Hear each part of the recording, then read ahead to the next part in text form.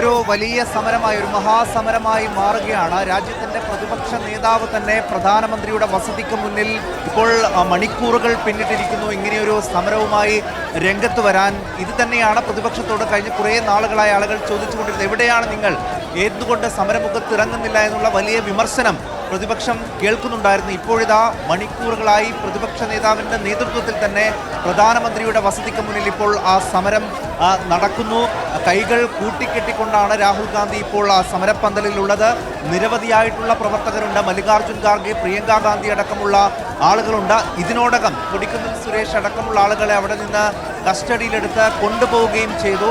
ആ സമയത്ത് തന്നെ തങ്ങളെ മർദ്ദനമേറ്റു, ഞങ്ങൾക്ക് പരിക്കുണ്ട്, പക്ഷേ ആശുപത്രിയിൽ കൊണ്ടുപോകാനോ ചികിത്സ നൽകാനോ പോലീസ് തയ്യാറായില്ല എന്നുള്ള വിമർശനം, കുറ്റപ്പെടുത്തൽ ഡീൻ കുര്യാക്കോസ് MP അടക്കമുള്ള ആളുകൾ ഉന്നയിക്കുകയും ചെയ്തു.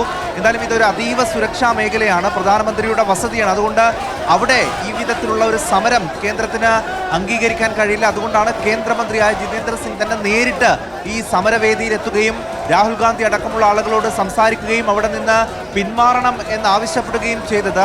ഈ ഒരു സമരം അതൊരു വലിയ സമരമായി മാറുന്നത് കേന്ദ്രം തിരിച്ചറിഞ്ഞു എന്ന് വേണം മനസ്സിലാക്കാൻ. അതുകൊണ്ടാണ് കേന്ദ്രമന്ത്രി തന്നെ നേരിട്ട് ഈ സമരപ്പന്തലിലേക്ക് എത്തി രാഹുൽ ഗാന്ധി അടക്കമുള്ള ആളുകളുമായി സംസാരിച്ചത്. പക്ഷേ ഇതുവരെയായും പിന്മാറാൻ കോൺഗ്രസ് തയ്യാറായിട്ടില്ല. ഇപ്പോഴും അങ്ങോട്ടേക്ക് ആളുകൾ ഒഴുകിയെത്തിക്കൊണ്ടിരിക്കുകയാണ്. ആദ്യം ഒരു മിന്നൽ സമരം, വളരെ പെട്ടെന്നാണ് ഈ ഒരു സമരം രൂപപ്പെട്ടത്.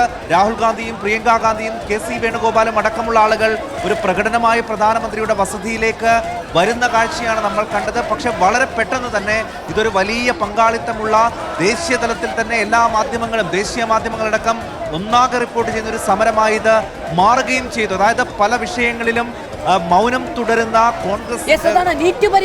നീറ്റ് പുനഃപരീക്ഷയും കഴിഞ്ഞില്ലേ, ഇനി എന്ത് എന്ന ചോദ്യം കൊണ്ട്, പരിഹാസം കൊണ്ടാണ് ഈ പ്രതിഷേധത്തെ നേരിടാൻ ശ്രമിക്കുന്നത് BJP എന്നതാണ് ഏറ്റവും പരിതാപകരമായ കാര്യം.